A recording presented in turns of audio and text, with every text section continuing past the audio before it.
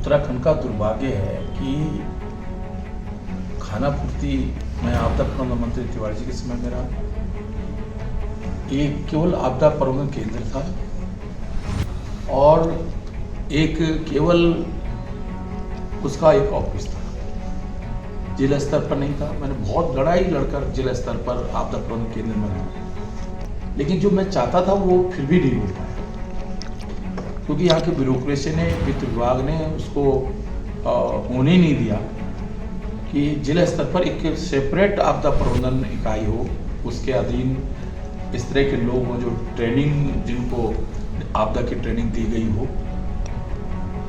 Block स्तर पर इस तरह की टीमें हों। तो वो जो आपदा प्रबंधन का तंत्र है, सिस्टम है, वो प्रभावी नहीं हो पाया है।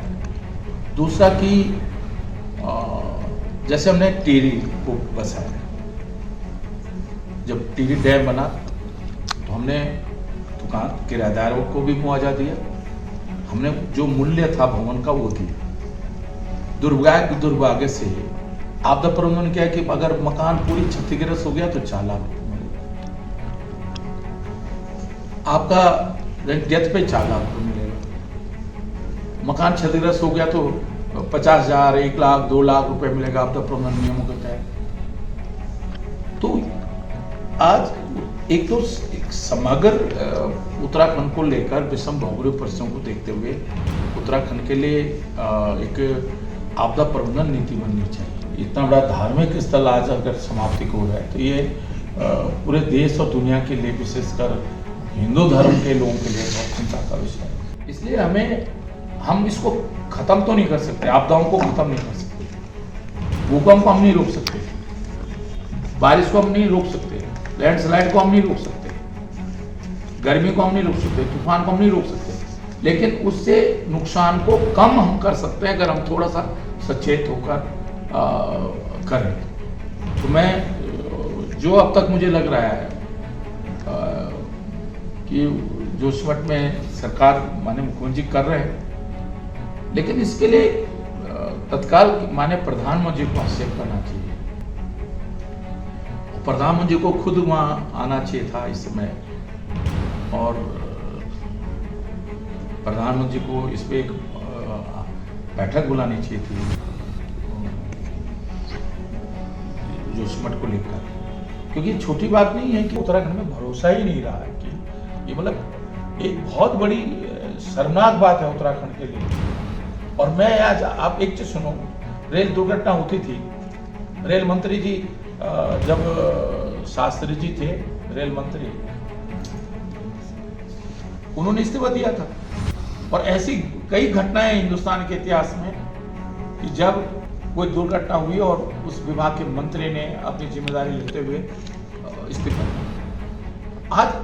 आज आप एक व्यक्ति को जेल भेज दे रहे हो, लेकिन आप इतनी मोटी तनख्वाह जिस व्यक्ति को सुख सुविधाएं दे रहे थे, जो चेयरमैन है, उसके खिलाफ क्यों नहीं कार्रवाई कर रहे हो? कि वो क्या देख रहा था कि उसके नाक के नीचे ये सब कुछ हो रहा था? प्रदेश सरकार क्या देख रही थी उसके नाक के नीचे ये सब कुछ हो रहा था? इसके लिए जितना दोषी वो व्यक्ति है जिसने पेपर लीक किया,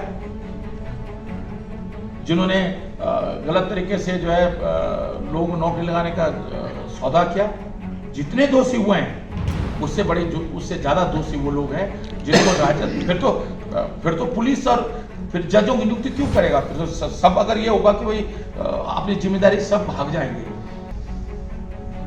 भाई तुम्हारे नाक के नीचे इतनी बड़ी घटनाएं हो रही थी, तुम्हारे नाक के नीचे, तो तुमको चेयरमैन बनाना, तुमको मुख्यमंत्री बनाना, तुमको सरकार बनाने का क्या औचित्य है जब तुम इस मतलब तुम्हारा नियंत्रण खत्म हो गया है।